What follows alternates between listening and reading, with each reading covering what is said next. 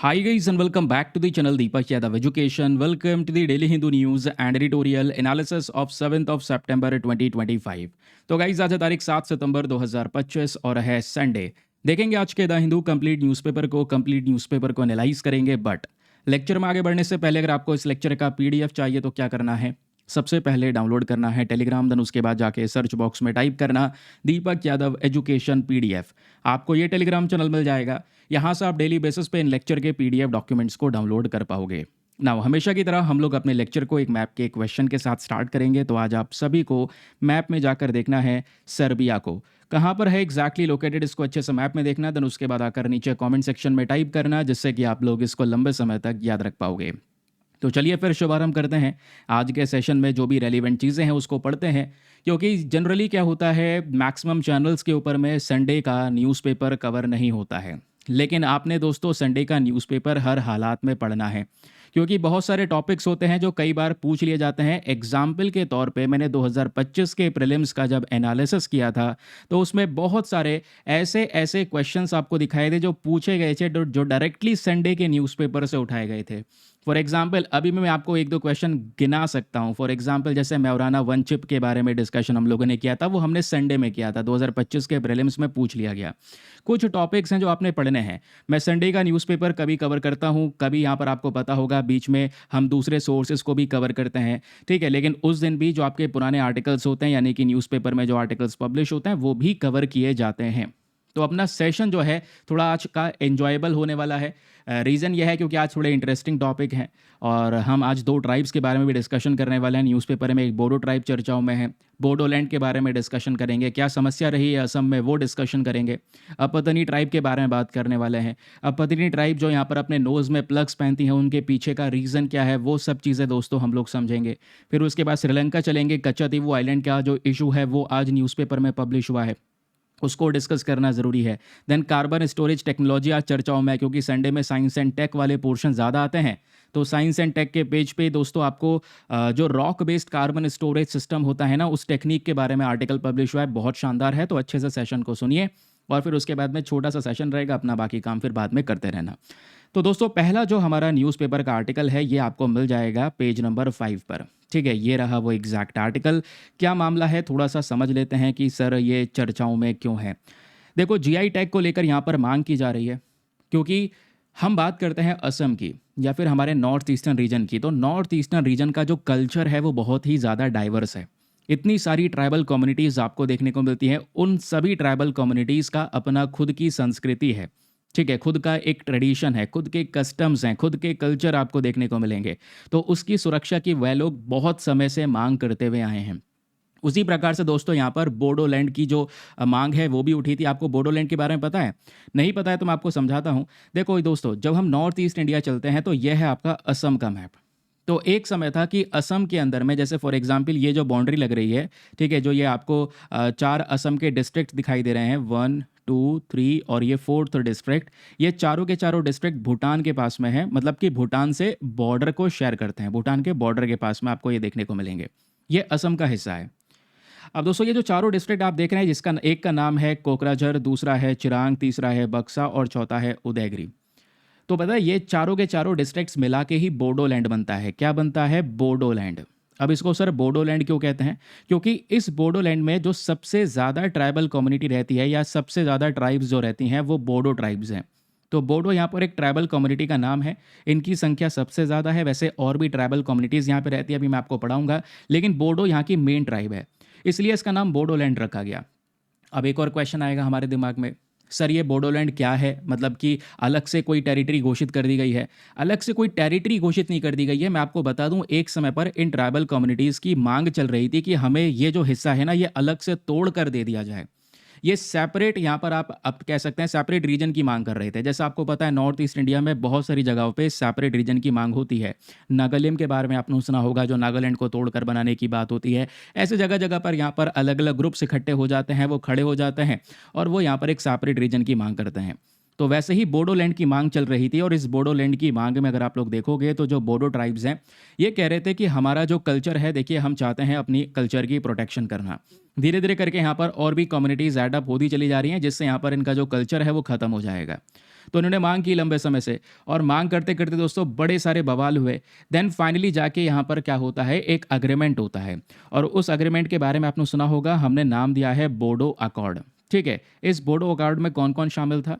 एक तो यहाँ पे हमारी सेंट्रल गवर्नमेंट, जिस सेंट्रल गवर्नमेंट ने बोडो ट्राइब्स को फिर बाद में बहुत सारी पावर दी हैं इस अग्रीमेंट के बाद में। ठीक है, सेंट्रल गवर्नमेंट के साथ साथ यहाँ पर असम की सरकार भी शामिल थी, और जो अपने राइट्स की मांग कर रहे थे वो थी यहाँ पर बोडो ट्राइब, तो बोडो ट्राइब भी शामिल थी।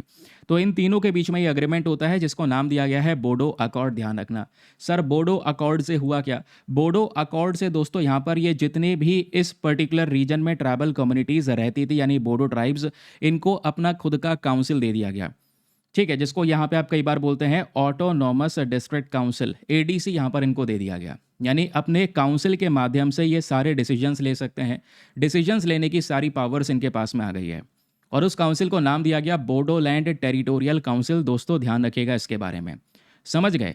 तो इस काउंसिल के अंदर में 40 कॉन्स्टिट्यूएंसीज हैं। अभी यहाँ पर इस काउंसिल के जो इलेक्शंस हैं वो भी आने वाले हैं। ठीक है, जब इलेक्शंस आने वाले हैं तो चर्चाएं ये हो रही हैं कि सर बोडो ट्राइब की एक मांग है, मांग यह है कि बोडो ट्राइब्स के बहुत सारे ट्रेडिशंस हैं, बहुत सारे आर्टिफैक्ट्स वगैरह, इनकी कलाकारी है जो लंबे समय से ये फॉलो करते हुए आए हैं, उनके ऊपर ये जीआई टैग की मांग करते हैं।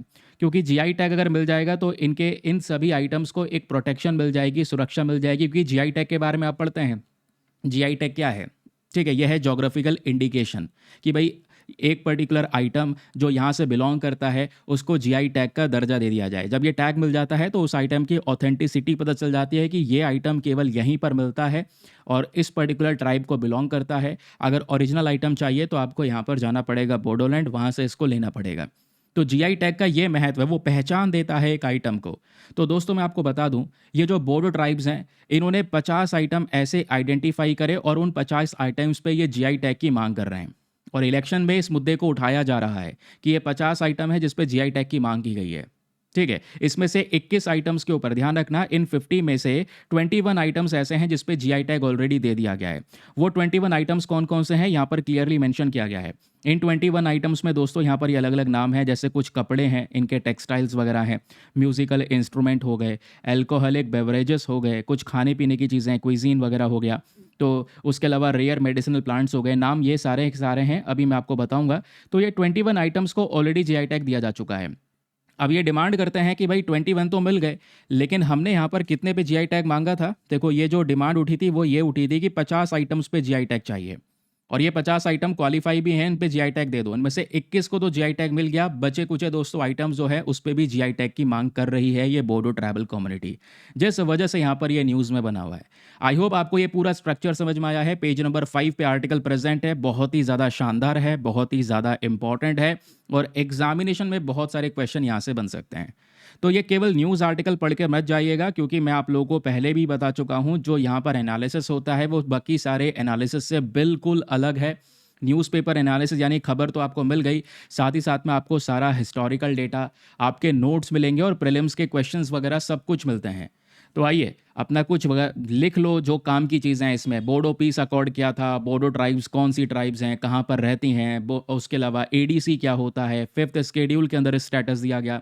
इसी एक ही आर्टिकल में दोस्तों कॉन्स्टिट्यूशनल एस्पेक्ट भी आ रहा है, सोसाइटल एस्पेक्ट भी आ रहा है, तो वो सब पढ़ कर जाइएगा। मैं आपको समझाता हूँ एक एक करके, ये आपके नोट्स बनवा दिए हैं। तो बोडोज के बारे में मैंने आपको समझा दिया दोस्तों, है ना। तो इनका जोग्राफिकल स्प्रेड कहाँ पर है, यानी ये कहाँ पर देखने को मिलती है ट्राइबल कम्युनिटी, खासकर असम में जो बोडोलैंड टेरिटोरियल रीजन है, जो अभी हमने 4 डिस्ट्रिक्ट देखे थे। कहाँ पर देखे थे? ये वाले 4 डिस्ट्रिक्ट, इनकी बात करना है। ठीक है, तो यहीं पर ये बोडो ट्राइब्स पाई जाती हैं। लेकिन आप लोगों से मान लो प्रीलिम्स में क्वेश्चन बन जाए, क्या बोडो ट्राइब्स केवल भारत में ही सीमित हैं? तो आप कहोगे नहीं, क्योंकि बोडो ट्राइब्स दोस्तों यहाँ पर कुछ कम्युनिटीज़ आप देख पाओगे, कुछ लोग इस कम्युनिटी के जो हैं वो बोडोलैंड में हैं, उसके अलावा बांग्लादेश में है, नेपाल में है, नॉर्थ ईस्ट इंडियन स्टेट्स में भी देखने को मिल जाते हैं, यानी नागालैंड, मेघालय में भी ये ट्राइबल कम्युनिटीज़ के कुछ लोग प्रेजेंट हैं। इनको स्केड्यूल ट्राइब का जो स्टेटस है ऑलरेडी दिया जा चुका है, यानी कि जो ये बोडो ट्राइब है इनको बोरो के नाम से, ध्यान रखना, बोरो या फिर बोरो कचरी, ये 2 नाम से यहाँ पर इनको एक पहचान दी गई है under the schedule tribe order 1950 act. तो 1950 का दोस्तों यहाँ पर ये कानून है जिसके तहत स्केड्यूल ट्राइब्स का दर्जा दिया गया है, क्योंकि किसी भी ट्राइबल कम्युनिटी को स्केड्यूल ट्राइब का जब जब दर्जा मिल जाएगा तो स्केड्यूल ट्राइब वाली कम्युनिटी को जो बेनिफिट्स दिए जाते हैं वो बेनिफिट्स इनको मिलेंगे। समझ गए? तो अभी यहाँ पर क्या होगा कि जब इनको स्केड्यूल ट्राइब का दर्जा मिल गया है तो ये सारे बेनिफिट्स यहाँ पर इनको प्रोवाइड करवाए गए हैं। समझ गए? अब आती है दोस्तों भाषा की। तो ये जो बोडो ट्राइब है ये बोडो लैंग्वेज का इस्तेमाल करती है, ध्यान रखना, बोडो भाषा बोलती है। ठीक है, क्लियर हो गया। और जो बोडो भाषा हो कहोगे कहोगे सर ये भाषा थोड़ी सुनी सुनी सी लग रही है, मतलब कि क्या कोई देश में इस भाषा को ऑफिशियल दर्जा दिया गया है? बिल्कुल दिया गया है, क्योंकि जब आप कॉन्स्टिट्यूशन पढ़ते हैं तो कॉन्स्टिट्यूशन में सेपरेटली स्केड्यूल्स मेंशन करे गए हैं। तो उसमें 8वें स्केड्यूल को देखोगे तो हमारा जो 8वां स्केड्यूल है भारतीय संविधान का वो ऑफिशियल लैंग्वेजेस के बारे में बात करता है। नेशनल लैंग्वेज नहीं है देश की, आपको पता है, नेशनल लैंग्वेज की बात नहीं कर रहा हूँ मैं, ऑफिशियल लैंग्वेज की बात कर रहा हूँ। तो 8th स्केड्यूल के अंदर में टोटल आपको 22 भाषाएं देखने को मिल जाती हैं। उन 22 में से एक भाषा दोस्तों बोडो लैंग्वेज भी है। तो समझ जाना ये कम्युनिटी कितनी ज़्यादा इंपॉर्टेंट है। बाकी मैंने आपको बताया जब ये अपने लड़ाई लड़ रहे थे, इन सब चीज़ों की मांग कर रहे थे सेपरेट रीजन की, तो उस दौरान बोडो पीस अकॉर्ड किया गया। 2020 में भी ये अग्रीमेंट साइन किया गया था। इनको बोडोलैंड टेरिटोरियल काउंसिल दिया गया। ये जो काउंसिल है एक प्रकार का ऑटोनोमस डिस्ट्रिक्ट काउंसिल है, ऑटोनोमस बॉडी है। ऑटोनोमस मतलब क्या होता है? खुद से डिसीजन लेना। तो यहाँ पर जब ऐसी बॉडी बना दी गई, मतलब अब इन बोडो ट्राइब्स के पास में ये पावर है अपने एरिया की, अपने लैंड एरिया की, अपने लोगों के लिए खुद से लॉ बना सकते हैं, खुद से अपने आप को ये गवर्न कर सकते हैं। बाहर से गवर्न की ज़रूरत यहाँ पर नहीं पड़ेगी। तो ये जो ऑटोनॉमस बॉडी का दर्जा दिया गया था दोस्तों, ये इंडियन कॉन्स्टिट्यूशन के अंदर में 6th स्केड्यूल में दिया गया था, याद रखना। कहोगे अच्छा 6th स्केड्यूल, वो जो लद्दाख डिमांड कर रहा था कि लद्दाख भी चाहता है 6th स्केड्यूल में एंटर करना, क्योंकि लद्दाख 6th स्केड्यूल में आ जाएगा तो यहाँ पर उसको भी इस प्रकार का काउंसिल मिल जाएगा, खुद से वो डिसीजन ले सकेंगे अपने एरिया के। लेकिन वो 6th स्केड्यूल में लद्दाख को अभी मेंशन नहीं किया गया, क्योंकि 6th schedule specifically north eastern states के लिए है। और आज आज आपको 4 राज्य देखने को मिल जाते हैं जो 6th स्केड्यूल में प्रेजेंट है। वो कौन कौन से राज्य हैं? पहला तो हमारा असम हो गया, दूसरा हो गया त्रिपुरा, तीसरा हो गया मेघालय और चौथा हो गया दोस्तों यहाँ पर मिजोरम।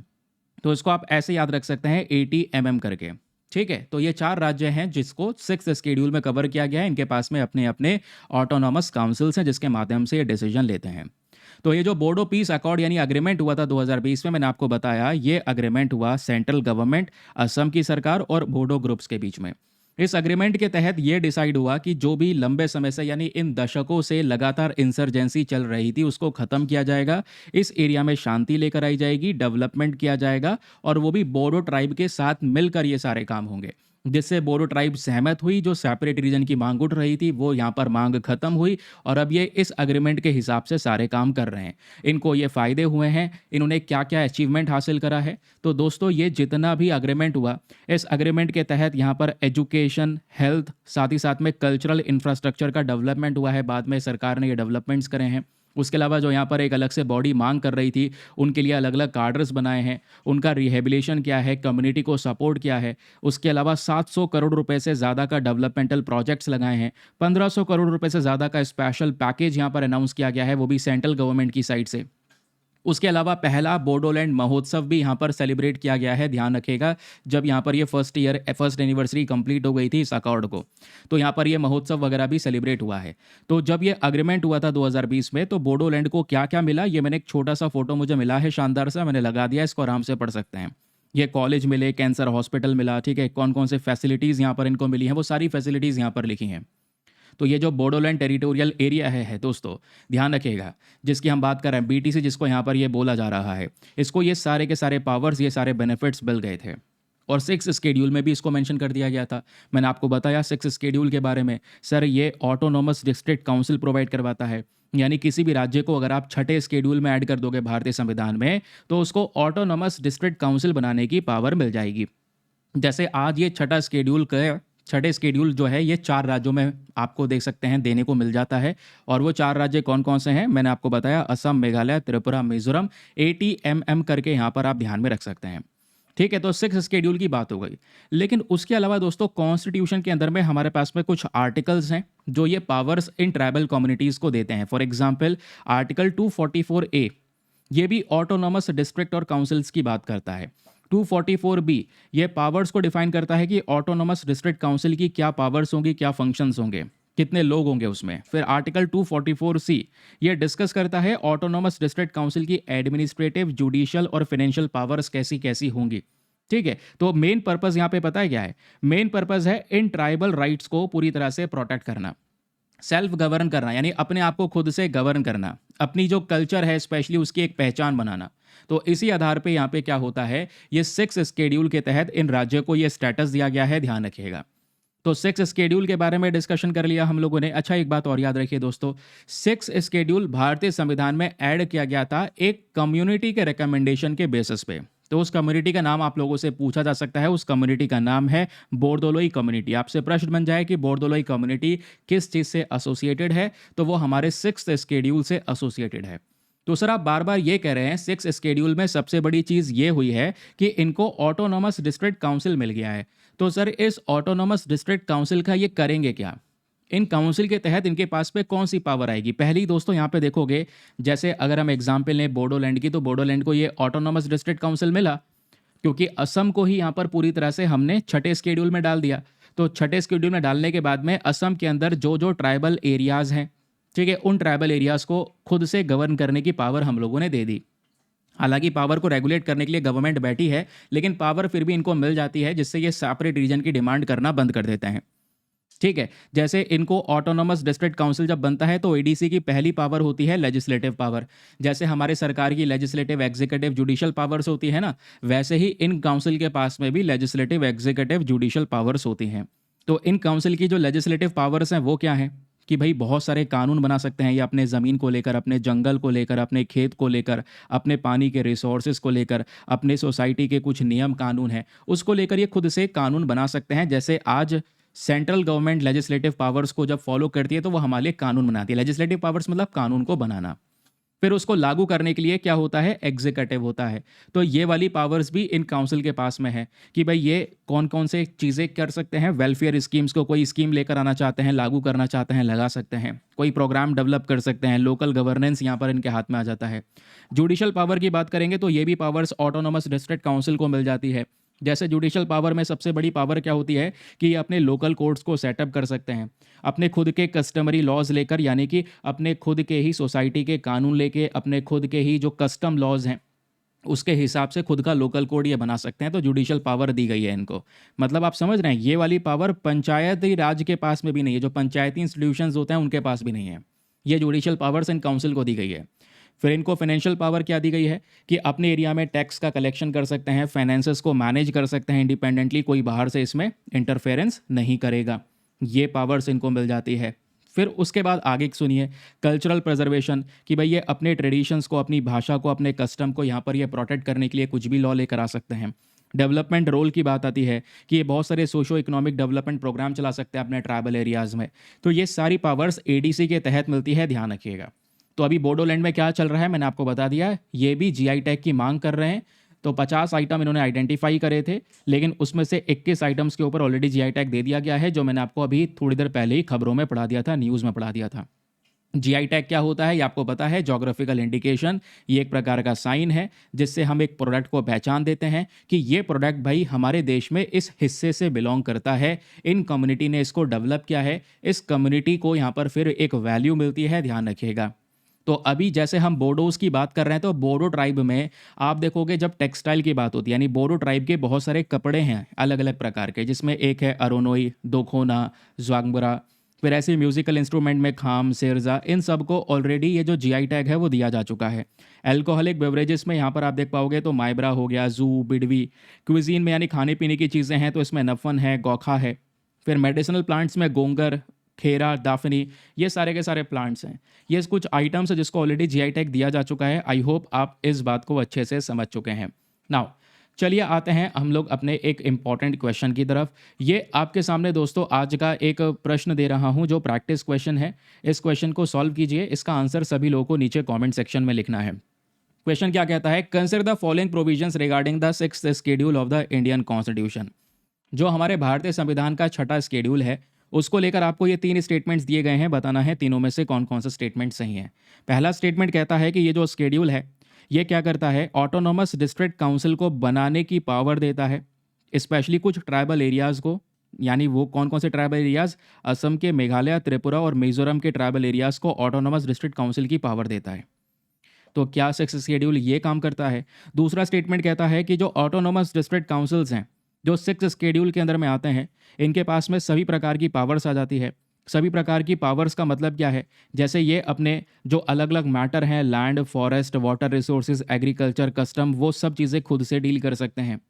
फिर थर्ड स्टेटमेंट कहता है कि भाई जैसे पंचायती राज इंस्टीट्यूशन के पास में भी ये पावर नहीं है, लेकिन ऑटोनॉमस डिस्ट्रिक्ट काउंसिल के पास में ये पावर आती है कि ये अपनी खुद की जुडिशल पावर्स के थ्रू लोकल कोर्ट्स बना सकते हैं अपने खुद के कस्टम लॉज के हिसाब से। तो बताएं तीनों में से कौन कौन सा स्टेटमेंट सही है regarding the sixth schedule of Indian constitution? तो ऑप्शन नंबर ए पहला ऑप्शन, दूसरा 1 and 2 ओनली, तीसरा 2 and 3 ओनली, या फिर चौथा तीनों के तीनों स्टेटमेंट सही हैं? चलिए आंसर दीजिए इसका नीचे कमेंट सेक्शन में। तब तक हम लोग आगे बढ़ते हैं अपने अगले नेक्स्ट न्यूज़ आर्टिकल की तरफ। अगला आर्टिकल भी बहुत इंपॉर्टेंट है। जैसे अभी हमने बोडो ट्राइब के बारे में डिस्कशन किया है ना, उसी प्रकार से दोस्तों अभी हम अपतनी ट्राइब के बारे में बात करेंगे। मैं कहूँगा इसको पढ़कर जाइएगा, क्योंकि ये पिछले 3 महीनों में दूसरी बार न्यूज़ में आ चुका है, तो एग्जाम में यहाँ से क्वेश्चन बन सकते हैं। कारण एक ही है, 3 महीनों में 2 बार न्यूज़ में आने का कारण एक ही है। तो बार बार जब वो एग्जामिनर भी इस न्यूज़पेपर को देख रहा होगा तो प्रश्न बनने के चांसेस आपके लिए बढ़ जाते हैं। चलिए मैं आपको समझाऊंगा इसके बारे में, सो डोंट वरी। लेकिन पहले एक इंपॉर्टेंट इन्फॉर्मेशन, अगर आप लोग हमारे पेड ग्रुप्स को ज्वाइन करना चाहते हैं तो आपके पास में बढ़िया मौका है इसको ज्वाइन करने के लिए। यहाँ पर आपको डेली बेसिस पे करंट नोट्स के पीडीएफ वगैरह प्रोवाइड करवाए जाते हैं। फॉर एग्जांपल मैं दोस्तों इन्हीं पीडीएफ्स की बात कर रहा हूँ। ये बिल्कुल डेली एक बुक की तरह आपको करंट अफेयर्स की पीडीएफ दी जाती है, जिसमें प्रैक्टिस क्वेश्चन भी हैं, हमारा न्यूज़पेपर का आर्टिकल भी है, हर एक पॉसिबल फ़ोटोज़ इसमें प्रेजेंट है जो आपके समझने को, यानी कि आप आर्टिकल को अच्छे से समझ पाएँ, वो सब चीज़ों को आसान कर देता है। ये पीडीएफ हिंदी और इंग्लिश दोनों भाषाओं में मिलते हैं और इस पेड ग्रुप में मिलते हैं। अपना एक पेड ग्रुप ज्वाइन करके रख सकते हैं आप सभी लोग, एक लंबे समय के लिए प्रिपरेशन कर रहे हैं। ठीक है, लंबे समय के लिए अगर आप प्रिपरेशन कर रहे हैं, करंट अफेयर्स प्रिपेयर कर रहे हैं, तो एक पीडीएफ का ग्रुप ज्वाइन करके रख लीजिए, पेड ग्रुप है। और इसका जो फ़ी पेमेंट है वो भी अभी के लिए बहुत मिनिमम है, 1-2 दिन में इसके प्राइस बढ़ेंगे, क्योंकि मुझे बहुत सारे स्टूडेंट्स ने अभी तक रोक रखा है 10 तारीख तक। तो 10th सितंबर के बाद यहाँ पर इसके प्राइस सीधा इंक्रीज़ होने वाले हैं। तो अभी आप देखोगे तो just 499 for the lifetime access है। जब तक आपका सिलेक्शन ना हो जाए तब तक आप 499 में इस ग्रुप को ज्वाइन करके रख सकते हैं। ज्वाइन करने के लिए करना क्या है, व्हाट्सएप पर जाना, यहाँ पर आपको एक नंबर दिया गया है 8534873368। इस नंबर पर मैसेज कर देना कि I want to join this group. वहाँ पे आपको रिप्लाई मिलेगा, पेमेंट का प्रोसेस दिया जाएगा, एंड उससे ज़्यादा इंपॉर्टेंट आपको डेमो वीडियो का लिंक मिलेगा, उसको देख सकते हैं, चेक कर सकते हैं और अपना आपको कंप्लीटली सेटिस्फाई करने के बाद में जाकर ये इन्वेस्टमेंट कर सकते हैं। ठीक है, चलिए अगले न्यूज़ आर्टिकल पर आते हैं। तो हम अगला आर्टिकल डिस्कस कर रहे थे रिगार्डिंग अपतनी ट्राइब। तो हमारे द हिंदू में जब आप संडे देखते हो तो संडे को एक फीचर पेज आता है, एक नहीं 2 पेज होते हैं। उस पेज के ऊपर में कभी कभी बहुत शानदार टॉपिक्स पब्लिश होते हैं। जैसे यहाँ पर ये जो आर्टिकल है बात करता है द वैनिशिंग प्रैक्टिस ऑफ अपतनीज। जैसे अभी हम बोडो ट्राइब की बात कर रहे थे, तो बोडो ट्राइब असम के अंदर बोडोलैंड में रहते हैं। वैसे ही दोस्तों याद रखिए, अपतनी ट्राइब जो है ना, ये नॉर्थ ईस्ट इंडिया में ही अरुणाचल प्रदेश के अंदर में रहने वाली ट्राइब है। अरुणाचल प्रदेश में एक घाटी है, घाटी जिसको हम वैली कहते हैं इंग्लिश में। वैली क्या होती है भाई, 2 तरफ से पहाड़, बीच में यहाँ पर जो निचला हिस्सा है उसको घाटी कहते हैं। ये कौन सी वैली है दोस्तों? तो ये ज़ीरो वैली है, ZIROVALLEY की हम बात कर रहे हैं। तो ये ज़ीरो वैली आंध्र प्रदेश में है। इसी ज़ीरो वैली में अपतनी ट्राइब रहती हैं, ध्यान रखिएगा। ये ट्राइबल कम्युनिटी की जो पहचान है बहुत अलग है। मतलब जैसे आपके सामने बहुत सारी ट्राइबल कम्युनिटीज़ को खड़ा कर दिया जाए, ठीक है, और वो भी मतलब एक ही यूनिफॉर्म में खड़ा कर दिया जाए, तो आप मुश्किल से पहचान पाओगे ये कौन सी ट्राइबल कम्युनिटी है, कौन सी ट्राइब्स को ये बिलोंग करते हैं। लेकिन आप अपतनी को आराम से पहचान पाओगे। आराम से कैसे पहचान पाओगे दोस्तों? ये जो ट्राइबल कम्युनिटी है ना, ये अपने नोज़ में आप देख पाओगे, नाक के अंदर में एक वुडन प्लग पहनते हैं। ठीक है, ये जो लकड़ी का प्लग है दोस्तों, इसको पहना गया है। और इनके फेस पर टैटू होता है, जैसा आप देख पाओगे ये टैटू बना हुआ है, और यहाँ पर ये भी टैटू बना हुआ है। ये फोटो आप देख पाओगे, ये टैटू बना हुआ है, ये टैटू बना हुआ है, और नोज़ प्लग यहाँ पर इन्होंने यूज़ किया है। अब ये नोज़ प्लग क्यों यूज़ करती हैं, टैटूज़ क्यों बनवाती हैं, इसके पीछे का रीज़न जो है वो थोड़ा दर्दनाक भी है, थोड़ा दुखद रीज़न है। अभी हम समझेंगे क्या रीज़न है, ठीक है। लेकिन आप देख लीजिएगा, ज़ीरो वैली की मैं बात कर रहा हूँ, तो ज़ीरो वैली ये है, चारों तरफ पहाड़ियाँ हैं, नीचे बीच में एक घाटी देखने को मिल जाएगी, ये छोटे छोटे घर आपको देखने को मिल जाएगा। इन्हीं घरों के अंदर में जो अपतनी ट्राइब्स हैं दोस्तों, ये पॉपुलेशन रहती है। ठीक है, ये फोटोज़ आपको क्लियर हुए। अब एक्चुअली में क्या हो रहा है कि जो अपतनी ट्राइब की एक प्रैक्टिस चला करती थी, प्रैक्टिस मतलब अब प्रैक्टिस में देखोगे सबसे पहले फेस पे जो टैटूज़ यहाँ पर ये बनवाती थी, ठीक है, उसके अलावा नाक में ये वुडन प्लग जो पहनते थे, अब ये प्रैक्टिस धीरे-धीरे खत्म हो रही है, वैनिश हो रही है। अब इस प्रैक्टिस का यहाँ पर ये उपयोग नहीं किया जा रहा है। जो पहले होता था तो आज भी यहाँ पर कुछ महिलाएँ मिल जाएँगी, लेकिन वो महिलाएँ जो बहुत बुज़ुर्ग हैं, जो पुरानी वाली जनरेशन है, वो यहाँ पर इस चीज़ को, इस प्रैक्टिस को फ़ॉलो किया करती थी। अब दोस्तों ये प्रैक्टिस फ़ॉलो नहीं की जाती है। तो क्यों नहीं फ़ॉलो की जाती है, आइए मैं आपको थोड़ा-सा समझाता हूँ। क्योंकि यहाँ पर मैं आपको बताऊँ ना, एक समय पहले जो अपतनी गर्ल हुआ करती थी, यानी कि जैसे आज ये महिलाएँ हैं, जो बुज़ुर्ग महिलाएँ पुरानी जनरेशन, जब ये 10 साल की हुआ करती थी, तभी इनके फेस पे टैटू बना दिया जाता था और नोज़ में इनको प्लग बना दिया जाता था। ताकि यहाँ पर जो इन्वेडर्स वगैरह थे, वो यहाँ पर इनको ना ले जा सकें अपने साथ में। ठीक है, अभी मैं आपको समझाऊँगा क्या पर्टिकुलर केस है। तो ये आपको समझ में आया, न्यूज़पेपर का आर्टिकल मैंने आपको दिखाया। तो थोड़ा-सा पहले हम अपतनी ट्राइब के बारे में डिस्कशन करते हैं। ये लोकेशन दोस्तों अरुणाचल प्रदेश की ये है। यहीं पर ज़ीरो वैली नाम की एक घाटी है, वहीं पर अपतनी ट्राइब की पॉपुलेशन देखने को मिल जाती है।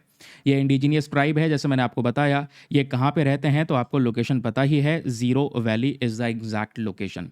ज़ीरो वैली एक कटोरे के शेप में, बाउल शेप में आपको देखने को मिल जाती है। 2 तरफ हिमालयाज़ हैं और बीच में यहाँ पर ये घाटी हमको नज़र आती है।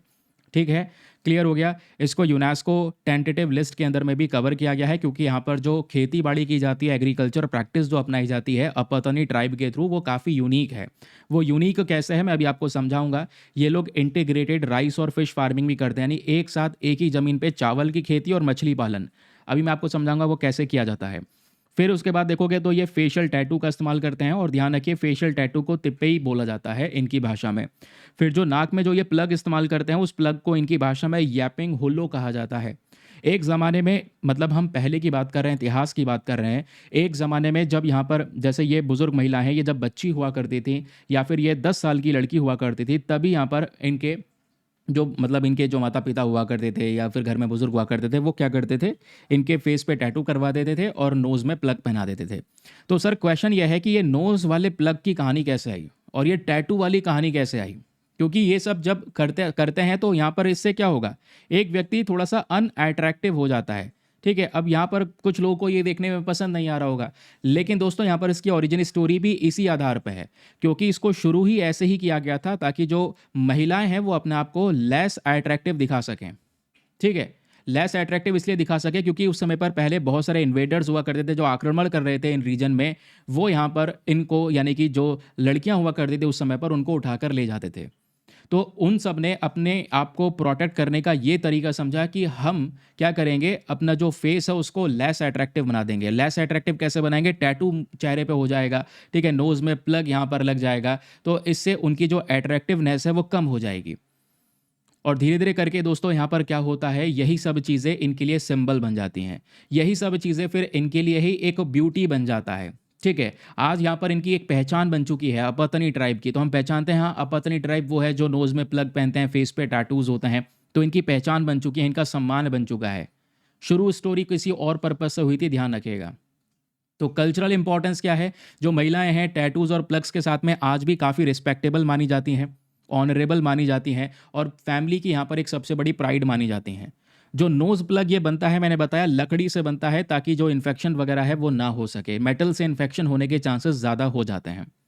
तो प्लग्स होने के बावजूद भी यहाँ पर जो महिलाएँ हैं वो आराम से साँस ले सकती हैं, ऐसे कोई प्रॉब्लम आती नहीं है। और फिर अब इनकी पहचान के साथ में ये सारे प्लग्स जुड़ चुके हैं। अपने आप को यहाँ पर आप कह सकते हैं बहुत प्राउड फ़ील करती हैं महिलाएँ, जब वो इस प्रैक्टिस को अपनाती हैं। समझ गए? लेकिन अब क्या हुआ दोस्तों, ये प्रैक्टिस धीरे-धीरे करके डिक्लाइन होती चली जा रही है। अब इस प्रैक्टिस को फ़ॉलो नहीं किया जाता है आज के मॉडर्न समय पर।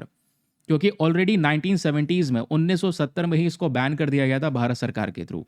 कारण क्या था? कारण ये था कि जो महिलाएं यहाँ पर इस तरीके से नोज़ प्लग या फेशियल टैटू का यूज़ करके, मान लो अगर वो जॉब वगैरह के लिए जाती हैं तो सोसाइटी में जॉब के तौर पर उनको एक्सेप्ट नहीं किया जाता था। शहरों में, टाउन्स के अंदर में यहाँ पर जॉब्स वगैरह उनको नहीं मिल पाती थी। और अब यहाँ पर ये जो मेथड है बोला जा रहा है भाई मॉडर्न सोसाइटी के हिसाब से बहुत पुराना हो चुका है। तो आज केवल और केवल जो बुजुर्ग महिलाएं जो पुराने समय की हैं वही यहाँ पर आप देख पाओगे उनके चेहरे पे मिल जाएगा, वही प्रैक्टिस को कंटिन्यू करी हैं। मतलब कि लास्ट जनरेशन है वो जो यहाँ पर इस ट्रेडिशन को कैरी कर रहा है, वरना ये कल्चर प्रैक्टिस पूरी तरह से आज वैनिश हो चुकी है, समाप्त हो चुकी है। आज के समय की यहाँ पर जो बच्चियाँ हैं वो यहाँ पर अपतनी ट्राइब की स्पेशली वो इसको फॉलो नहीं करती हैं। ठीक है, क्लियर हो गया।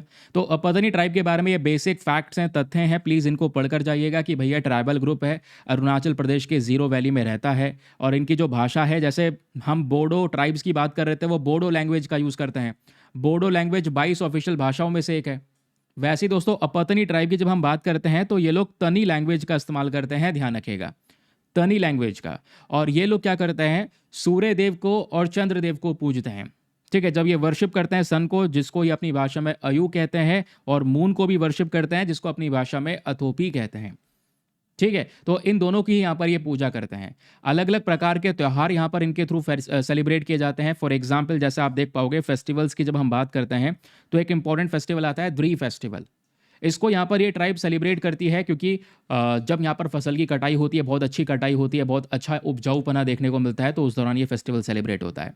जैसे आज हम फ्रेंडशिप डे सेलिब्रेट करते हैं, वैसे एक नाम है म्योको फेस्टिवल। तो एज अ फ्रेंडशिप डे की तरह यहाँ पर ये अपतनी ट्राइब सेलिब्रेट करती है, नाम है म्योको फेस्टिवल। फिर उसी प्रकार से दोस्तों आपको मुरुंग फेस्टिवल देखने को मिलेगा। अब जो मुरुंग फेस्टिवल है ये प्रॉस्पेरिटी, हेल्थ और वेलफेयर से रिलेटेड है। फिर ऐसे यहाँ पर यपुंग फेस्टिवल देखने को मिलेगा। तो ऐसे बहुत सारे त्यौहार हैं जो यहाँ पर ये कम्युनिटी सेलिब्रेट करती है। यपुंग फेस्टिवल की बात करेंगे तो ये भी यहाँ पर फसल की कटाई यानी कि हार्वेस्ट वगैरह को सेलिब्रेट करते हैं। फिर यहीं पर दोस्तों आप देखोगे तो बहुत सारी एग्रीकल्चर और यूनिक प्रैक्टिस ये लोग अपनाते हैं। एग्रीकल्चर यूनिक प्रैक्टिस का मतलब क्या है, एक ही ज़मीन पर, जैसे मान लो ये ज़मीन है, ठीक है, मैं इसको थोड़ा सा ड्रॉ कर देता हूँ ना, तो आप बहुत अच्छे से समझ पाएंगे। ये ज़मीन है, यहाँ पर ये एरिया नीचे हो गया, ये ज़मीन है, ये एरिया नीचे हो गया। तो एक्चुअली में क्या है कि भाई ये ऊपर वाला जो हिस्सा है इस पे तो अपनी चावल की खेती करते थे, और जो ये नीचे वाला हिस्सा है दोस्तों इसमें ये मछली पालन करते थे। तो एक ही ज़मीन पे इस तरीके से इंटीग्रेटेड फार्मिंग होती थी, और इसको हम बोलते हैं इंटीग्रेटेड राइस फिश फार्मिंग। तो 1960s से ही अभी तक दोस्तों ये कम्युनिटी इस फिश फार्मिंग को सपोर्ट करती है, या अभी तक ये इस प्रकार की फार्मिंग करते हैं। यूनेस्को ने यहाँ पर क्या किया है, इनके नॉलेज की बहुत ही ज़्यादा तारीफ भी की है कि भाई ये ट्रेडिशनल नॉलेज किस तरीके से इस्तेमाल करते हैं। और आज अपतनी ट्राइब 3 प्रकार की चावल की वैरायटीज़ को प्रोमिनेंटली ग्रो करते हैं, जिसमें पहली वैरायटी है एमियो, दूसरी है प्यापे और तीसरी है मेपिया। तो ये 3 इंपॉर्टेंट वैरायटीज़ आपको देखने को मिल जाती हैं जो चावल की वैरायटीज़ हैं। ठीक है, एमियो, प्यापे, मेपिया। ठीक है, आगे आते हैं। नाउ चलिए दोस्तों, यहाँ पर जो भी चीज़ें मैंने आपके सामने डिस्कस की हैं, पूरा सिचुएशन, करंट अफेयर का इशू बताया है, सारे इंपॉर्टेंट फैक्ट्स बताए हैं रिगार्डिंग दिस ट्राइब। नाउ ये आपके सामने दोस्तों अब एक छोटा सा प्रश्न है, इसको सॉल्व कीजिए। ये प्रश्न आप आराम से सॉल्व कर पाएंगे, जो मैंने आपको ऊपर कंटेंट दिया है इसी के आधार पे। तो क्वेश्चन क्या कहता है ये देखिएगा। प्रश्न कहता है with reference to Apatani tribe of Arunachal Pradesh. तो अरुणाचल प्रदेश की जो अपतनी ट्राइब है, इनके रेफरेंस में आपके पास में यहाँ पर ये 3 पर्टिकुलर स्टेटमेंट्स हैं। बताना है तीनों में से कौन कौन सा स्टेटमेंट सही है। पहला स्टेटमेंट कहता है कि ये लोग integrated rice fish farming practice करते हैं, है ना। उसके अलावा दूसरा स्टेटमेंट कहता है इनका जो मेजर त्यौहार है इसमें ड्री फेस्टिवल है, ठीक है, जिसमें ये एग्रीकल्चर के अंदर में मतलब खेतों में बहुत अच्छी फसल उगे उसके लिए प्रे करते हैं। एक म्योको नाम का फेस्टिवल ये सेलिब्रेट करते हैं जो बेसिकली एक फ्रेंडशिप की तरह होता है। थर्ड स्टेटमेंट कहता है कि जो ये प्राइमरी एक नदी को यहाँ पर क्या वर्शिप करते हैं, यानी कि ये जो कम्युनिटी है ये एक नदी की पूजा करती है, स्पेशली नदी में जो गॉडेस सियांग हैं इनकी पूजा करते हैं, और यही इनके सुप्रीम डीटी हैं, इन्हीं को ही सब ये देवी देवता मानते हैं। तो बताएं दोस्तों तीनों में से कौन कौन सा स्टेटमेंट सही है। Option number A 1 and 2 only, B 2 and 3 only, C 1 and 3 only, या फिर डी तीनों के तीनों स्टेटमेंट्स यहाँ पर सही हैं। चलिए आगे बढ़ते हैं अगले न्यूज़ आर्टिकल की तरफ। नाउ अब जो हमारा अगला आर्टिकल है ये भी हमारे लिए बहुत काम का है, मैं आपको दिखा देता हूँ, ये रहा, और ये आज के न्यूज़पेपर में आपको साइंस एंड टेक वाले पेज पर मिल जाएगा। इस आर्टिकल में बात हो रही है रॉक कार्बन स्टोरेज कैपेसिटी के बारे में। ठीक है, अब ये रॉक कार्बन स्टोरेज कैपेसिटी जो है, जो पहले वाली स्टडी है वो गलत है, जो नई वाली स्टडी है वो ये कहती है कि आज हमारे पास में ज़मीन सीमित है। देखो मामला क्या है मैं आपको समझाता हूँ। एक वर्ड आप यहाँ पर देख रहे हैं, कार्बन स्टोरेज। कार्बन स्टोरेज का मतलब क्या है, इसका मतलब यह है कि जो आज हम प्रदूषण कर रहे हैं वो भी तो कार्बन एमिशन से ही है ना। तो वो जो कार्बन एमिशंस हो रहे हैं, जो ये लगातार इतने सारा प्रदूषण हो रहा है, इस प्रदूषण को कहीं पर स्टोर कर लिया जाए, और स्टोर कर लेंगे इस तरीके से कि भाई यहाँ पर ये जो एमिशन है इसको कंट्रोल कर लिया जाएगा, रोक लिया जाएगा, अपने वातावरण को थोड़ा ठंडा किया जाएगा। वरना क्या होता है, इन्हीं कार्बन एमिशंस की वजह से टेम्परेचर बढ़ता है, और टेम्परेचर बढ़ने की वजह से जब टेम्परेचर बढ़ता है, तापमान बढ़ता है, उसी को तो हम क्लाइमेट चेंज कहते हैं। फिर उससे ग्लेशियर्स पिघलते हैं, समुद्र का स्तर बढ़ता है, क्योंकि ग्लेशियर पिघलेंगे तो उसका पानी तो समुद्र में आएगा, समुद्र का स्तर बढ़ेगा, जितने भी आइलैंड कंट्रीज़ हैं, टापू वाले देश है, वो डूबने शुरू हो जाएंगे। समस्या बहुत सारी आपको देखने को मिल जाती हैं। तो यहाँ पर क्या है एक तरीका कि भाई जो कार्बन एमिशन हो रहा है, इस कार्बन को स्टोर करके रखना। अब कार्बन को स्टोर करने के तरीके बहुत सारे होते हैं। यहाँ पर जो तरीका इस्तेमाल हो रहा है दोस्तों, वो है जियोलॉजिकल कार्बन स्टोरेज। ध्यान रखना, जियोलॉजिकल कार्बन स्टोरेज में हम क्या करते हैं, ये आपके सामने फोटो है, ठीक है। और ऐसे मेथड्स को हम कार्बन सीक्वेस्ट्रेशन भी कहते हैं। ध्यान रखिएगा, ये बहुत इंपॉर्टेंट चीज़ है।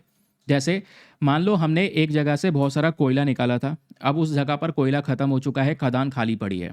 या फिर आप देख पाएंगे कहीं पर हमने बहुत सारा ऑयल निकाला था, अब वो जो ऑयल है वो सारा का सारा निकल चुका है ना, अब खदान खाली पड़ी है। या गहराई में और जाकर आपको छोटे छोटे चट्टान देखने को मिल जाते हैं, ज़मीन के नीचे की बात कर रहा हूँ, रॉक्स देखने को मिल जाते हैं। तो ऐसी जगह को हम लोग आइडेंटिफाई करते हैं, और ऊपर जो प्रदूषण हो रहा है, कार्बन एमिशन हो रहा है, उस कार्बन को हम टेक्नोलॉजी के माध्यम से कैप्चर करेंगे। यानी उन सभी प्रदूषण को एक जगह पर कैप्चर करेंगे, इकट्ठा करेंगे, और कैप्चर करने के बाद में दोस्तों यहाँ पर क्या किया जाएगा, वो सारा का सारा प्रदूषण एक मशीन के ज़रिए, यहाँ पर आप कह सकते हैं टनल के ज़रिए, नीचे ले जाकर स्टोर कर दिया जाएगा, है ना। हमारे ज़मीन के नीचे ले जाकर चट्टानों के बीचों बीच में स्टोर कर दिया जाएगा, या फिर खदानों में ले जाकर उस कार्बन को हम स्टोर कर देंगे, जिससे वो कार्बन वहाँ पे जब्त रहेगा लंबे समय तक, है ना। फ्यूचर जनरेशन भी यहाँ पे आराम से आ जाएगी, वो कार्बन एक जगह पर स्टोर कर लिया। तो ये तरीका बढ़िया था कि भाई प्रदूषण हो रहा है तो कार्बन को कैप्चर करो और ज़मीन के अंदर ले जाकर स्टोर कर दो, निकलेगा नहीं, प्रदूषण भी कम हो जाएगा। लेकिन पहले ये अनुमान था कि भाई हमारे पास में ऐसी ज़मीन इनफाइनाइट है, आप कितना ही कार्बन स्टोर कर सकते हैं इसके अंदर में। लेकिन अब जो स्टडी पब्लिश हुई है वो ये कह रही है कि भाई वो इनफाइनाइट जगह नहीं है, वो फाइनाइट है। कैपेसिटी जो है, देखो आर्टिकल में लिखा हुआ भी है, कैपेसिटी फाइनाइट है, और ये हर जगह पर मिलेगा भी नहीं। ऐसी ज़मीन बहुत कम जगहों पे आपको देखने को मिलेगी जहाँ पे आप कार्बन स्टोर कर सकते हैं। तो इस गलत फहमी में मत रहना कि यहाँ पे आप कहीं पर भी पृथ्वी के नीचे कार्बन को स्टोर कर पाएंगे, नहीं। ठीक है, तो ये दोस्तों स्टडी में चेंज हुआ है, इस वजह से नेक्स्ट एग्जामिनेशन में प्रश्न बनने के चांसेस बढ़ जाते हैं, क्योंकि कार्बन सीक्वेस्ट्रेशन या कार्बन स्टोरेज को लेकर यूपीएससी ने बहुत क्वेश्चंस पूछे हैं, जिसमें आप लोगों से पूछ सकता है, बताओ जियोलॉजिकल कार्बन स्टोरेज टेक्नोलॉजी क्या है। इसमें हम कार्बन को कैप्चर करते हैं और उसको सीधा इंजेक्ट कर देते हैं, ट्रांसपोर्ट कर देते हैं ज़मीन के नीचे चट्टानों के बीच में, जिसको सेडिमेंट्री बेसिन्स का नाम दिया गया है। तो उसमें स्टोर कर देंगे, उसमें वो जब्त रहेगा, ठीक है। इससे अंडरग्राउंड वे में मतलब 100 साल तक हम सीधा कार्बन को स्टोर करके रख पाएंगे। लेकिन पहले ये सोचा जा रहा था कि भाई इसकी कोई लिमिट नहीं है, हम बहुत सारा कार्बन स्टोर कर सकते हैं। लेकिन अब यहाँ पे पता चला है कि भैया इसकी एक कैपेसिटी है, और जितने भी एजम्पशन पुराने हुए हैं, जितनी भी स्टडीज़ पुरानी आई हैं, वो सारी गलत हैं। क्योंकि पहले ये बोला जा रहा था कि अर्थ के अंदर, हम अपने पृथ्वी के अंदर में लगभग 11,800 बिलियन टन के आसपास कार्बन को स्टोर कर सकते हैं। नई स्टडी कहती है, गलती से भी, भूल कर भी ये मत सोचना कि इतना सारा कार्बन आप स्टोर कर पाएंगे। अर्थ में अगर आप सेफ तरीके से स्टोर करना चाहते हैं तो केवल और केवल 1460 बिलियन टन के आसपास कार्बन स्टोर कर पाएंगे। जो पहले नंबर बताया जा रहा था वो लगभग इससे 10 गुना ज़्यादा था, जो गलत है। यानी कि अब यहाँ पर सिचुएशन हमारे लिए थोड़ी सी और गंभीर हो चुकी है कार्बन स्टोरेज के मामले में। और सबसे बड़ी प्रॉब्लम पता है क्या है? सबसे बड़ी प्रॉब्लम यहाँ पर यह है कि आप कार्बन को, ऐसा नहीं है यहीं पे ज़मीन खोदी यहीं पे आप स्टोर कर दोगे, नहीं। हर जगह स्टोर नहीं कर सकते। आपको थोड़ा एक मैप क्रिएट करना होगा कि कहाँ कहाँ पे कार्बन स्टोर करने लायक जगह है, और ऐसी जगह इंडिया में कम है, दुनिया में दूसरी दूसरी जगह पर प्रेजेंट है। और हमें यह भी देखना होगा कहीं वो जगह अर्थक्वेक प्रोन तो नहीं है, कि वहाँ पे भूकंप तो नहीं आते, कहीं वो विस्फोट हो जाए, पोलर रीजन्स तो नहीं है, ठीक है, या फिर वो बायोडाइवर्सिटी हॉटस्पॉट तो नहीं है, वहाँ पर बहुत सारे प्लांट्स और एनिमल्स की स्पीशीज़ तो नहीं है। ये सब कुछ चेक करना पड़ेगा। तो यहाँ पर यही बोला जा रहा है, जो पहले कैपेसिटी बताई जा रही थी इनफाइनाइट, वो कैपेसिटी इतनी है नहीं, ये फाइनाइट कैपेसिटी है। आपको लिमिट में रह के ये सारा काम करना है। स्टोरेज की लिमिट है दोस्तों, यहाँ पर ये बताया जा रहा है। और सबसे बड़ी चीज़, जैसे मैं आपको बता रहा था कि दुनिया में ऐसा नहीं है कहीं पर भी ज़मीन के नीचे ले जाके कार्बन स्टोर कर दोगे। तो यहाँ पे ग्लोबल डिस्ट्रीब्यूशन का एक चार्ट दिया है। ये चार्ट आप लोगों से यूपीएससी प्रीलिम्स में पूछा जा सकता है। चार्ट यह है कि सबसे ज़्यादा कैपेसिटी यानी सबसे ज़्यादा कार्बन कौन कौन से देशों में स्टोर किया जा सकता है, वो है रशिया, यूएसए, सऊदी अरेबिया। और सबसे कम कैपेसिटी किसके पास में है? भारत के पास में है, और बहुत सारे यूरोपियन नेशंस जहाँ पर आप ज़्यादा मात्रा में कार्बन स्टोर नहीं कर पाएंगे। तो ये जो क्लाइमेट पॉलिसी है, जिसमें हम एक नई टेक्नोलॉजी पे बात कर रहे थे कि कार्बन स्टोरेज एक बेहतर तरीका हो सकता है, कार्बन स्टोरेज के माध्यम से बहुत सारा कार्बन हम धरती के नीचे कैप्चर कर सकते हैं। ये कोई अल्टीमेट सोल्यूशन नहीं है, ये अकेला ग्लोबल वार्मिंग को सॉल्व नहीं कर सकता, ध्यान रखिएगा। अभी यहाँ पर फिर सीधा सीधा आपको नए प्रकार के मेथड इस्तेमाल करने हैं, और मेथड में सबसे बड़ी चीज़ यही है कि भाई आप प्रदूषण को रोकें। प्रदूषण को कंट्रोल करें, इससे बड़ा उपाय कुछ नहीं हो सकता। आई होप आपको ये भी समझ में आ चुका है। चलिए अगला न्यूज़ आर्टिकल आता है। अगला न्यूज़ आर्टिकल कच्चातीवू आइलैंड के बारे में डिस्कशन करता है, which is very very important, और कई बार हम लोगों ने इसके बारे में डिस्कशन किया हुआ है। ये कहाँ पर है दोस्तों? भारत और श्रीलंका के बीच में है। मैं आपको थोड़ा समझा देता हूँ। ये हमारा इंडिया का निचला हिस्सा है, ठीक है, तमिलनाडु वाला हिस्सा, और ये दिख भी रहा होगा तमिलनाडु, ये है श्रीलंका। इनके बीच में इस समुद्र का छोटा सा हिस्सा आता है, और इस समुद्र के हिस्से में यहाँ पर आप देख पाओगे ये जो पर्टिकुलर आइलैंड है इसको बोलते हैं कच्चातीवू आइलैंड। ये कच्चातीवू आइलैंड इतिहास में भारत का हिस्सा हुआ करता था, लेकिन इंदिरा गांधी जी की सरकार के अंडर में क्या होता है, श्रीलंका को ये आइलैंड एज अ गिफ्ट के तौर पर दे दिया जाता है। तो तब से दोस्तों ये श्रीलंका के पास में आइलैंड देखने को मिलेगा। अब क्या होता है, एक बड़ी कंट्रोवर्सी छिड़ चुकी है, क्योंकि जो तमिलनाडु की सरकार है, एम.के. स्टालिन की सरकार है, वो लगातार डिमांड कर रही है कि श्रीलंका से इस वाले आइलैंड को वापस लिया जाए। उनकी डिमांड ये है, क्योंकि ये क्या कहते हैं सुनिएगा, आप इतिहास देखिए, हिस्टोरिकली देखोगे तो भारत और श्रीलंका के बीच में देखोगे तो एक ओनरशिप चलती थी इस कच्चातीवू आइलैंड को लेकर। तो अंग्रेज़ों का जब ब्रिटिश रूल चल रहा था, अंग्रेज़ों का शासन चल रहा था, तो उस दौरान ये जो आइलैंड है इसको भारत के मछुआरे और श्रीलंका के मछुआरे दोनों इस्तेमाल करते थे। लेकिन 1974 1974 में जाकर इंडो श्रीलंकन एक अग्रीमेंट होता है, और इंडिया ने फॉर्मल तरीके से सारे लॉज के हिसाब से कच्चातीवू आइलैंड श्रीलंका को दे दिया, ठीक है, under the prime ministership of Indira Gandhi ji. तो इंदिरा गांधी जी के अंडर में कच्चातीवू आइलैंड श्रीलंका को सौंप दिया गया था, दे दिया गया था, ध्यान रखिएगा। तो ये अग्रीमेंट यहाँ पर हो गया। नाउ अब क्या होता है दोस्तों कि श्रीलंका को हमने अपना आइलैंड दिया, और आज यही श्रीलंका यहाँ पे हमारे मछुआरों को उस आइलैंड पे बैठने से मना करता है। कारण क्या है, जब मछुआरे यहाँ पर ये मछली पकड़ने जाते हैं ना, तो अपना जाल वगैरह थक जाते हैं बेचारे, तो वो इस आइलैंड पे रुकते हैं, अपना जो मछली पकड़ने वाला जाल है उसको सुखाते हैं, थोड़ा आराम करते हैं। जब वो आराम कर ही रहे होते हैं तो पीछे से आती है श्रीलंका की नेवी और उनको पकड़ कर ले जाती है, और अपने देश में ले जाके उनको अरेस्ट कर देती है। उनके नाव वगैरह जो है सब जब्त कर लेती है। तो भारत के मछुआरे परेशान हैं, और केवल भारत के नहीं, स्पेशली तमिलनाडु के मछुआरे सबसे ज़्यादा वहाँ पे मछली पकड़ते हैं, फिशिंग करते हैं। तो तमिलनाडु के मछुआरे बहुत परेशान हैं। तो अब यहाँ पर दोस्तों वो दोबारा से डिमांड करते हैं, यानी तमिलनाडु की सरकार डिमांड करती है कि भाई इंडिया को वापस से ये आइलैंड रिक्लेम करना चाहिए, लेना चाहिए, क्योंकि ये हमारे लिए समस्या बना रहे हैं। फिर दोस्तों ये केस सुप्रीम कोर्ट में गया, लेकिन अभी तक कोई भी इसके ऊपर पर्टिकुलर एक्शन नहीं लिया गया। तो जब श्रीलंका से कहा तो सरकार का स्टैंड यह है, देखो गवर्नमेंट का स्टैंड क्या है, सरकार ये कह रही है कि ठीक है हम श्रीलंका से बात करेंगे, और इनसे ये बात करेंगे कि देखो मछुआरों को परेशान मत करो, क्योंकि वो टेरिटरी ऑब्वियसली हमको भी बिलोंग करती थी पहले। तो श्रीलंका की सरकार ये जवाब देती है, देखिए हम कुछ नहीं करेंगे, लेकिन जो इंडिया के मछुआरे हैं या तमिलनाडु के मछुआरे हैं वो एक टेक्निक का यूज़ करते हैं, वो टेक्निक बिल्कुल भी सही नहीं है, जिसको बोला जा रहा है बॉटम ट्रॉलिंग। और श्रीलंका कहता है ये इंडियन ट्रॉलर्स हैं, अगर मछली पकड़ना है तो आप दूसरे ढंग से पकड़ सकते हैं, लेकिन अगर बॉटम ट्रॉलिंग करेंगे तो फिर यहाँ पर ये हमारे यहाँ पे तो बैन है, तो हम अपने टेरिटरी में बॉटम ट्रॉलिंग करने देंगे नहीं। ये श्रीलंका कहता है। बॉटम ट्रॉलिंग मतलब क्या होता है, एक नाव को इस तरीके से पानी में चलाया जाता है, उस नाव में एक बहुत बड़ा जाल बांध दिया जाता है, इस जाल में पहिए लगे होते हैं, और वो जाल सीधा समुद्र के नीचे जो सरफेस है वहाँ पर बैठ जाता है, और ये नाव आगे चलेगी। इस जाल को बांध दिया जाता है यहाँ पर इस नाव में, और ये नाव अपने साथ इस जाल को खींचते चलती है। जब ये खींचते चलेगी दोस्तों तो यहाँ पर इसमें सभी मछलियाँ जो हैं वो सब इस जाल में फंसती चलेंगी। लेकिन आपको लगता है इतना बड़ा साइज़ का जाल है तो केवल मछलियाँ फंसेंगी? नहीं, उस समुद्र के अंदर बहुत सारे एक्वेटिक प्लांट्स हैं, बहुत सारे ऐसे जीव जंतु भी देखने को मिलेंगे जो एंडेंजर्ड हैं। तो श्रीलंका कहता है कि भाई ये हमारे मैरीन एनवायरनमेंट को बर्बाद करता है बॉटम ट्रॉलिंग, और हमने इसको बैन कर रखा है। लेकिन यही तरीका यहाँ पर इंडिया के जो फिशरमैन है उसका वो ये यूज़ करते हैं। तो बॉटम ट्रॉलिंग बैन कर दो, सबसे बड़ा उपाय, मतलब सबसे बड़ा सोल्यूशन यही रहेगा। बाकी और भी डिस्कशन कर लिया जाएगा, जिससे यहाँ पर क्या होगा, ये जो मामला है इसको रिजॉल्व कर लिया जाएगा। तो कच्चातीवू आइलैंड के बारे में थोड़ा सा ध्यान रखना, लोकेशन वगैरह बहुत इंपॉर्टेंट है। ये हमारा न्यूज़पेपर का आर्टिकल है जिसमें बॉटम ट्रॉलिंग वाली जो सबसे बड़ी समस्या है इसको अलग से हाईलाइट भी किया गया है। नाउ दोस्तों ये हुआ आज का आपका सेशन पूरी तरह से समाप्त।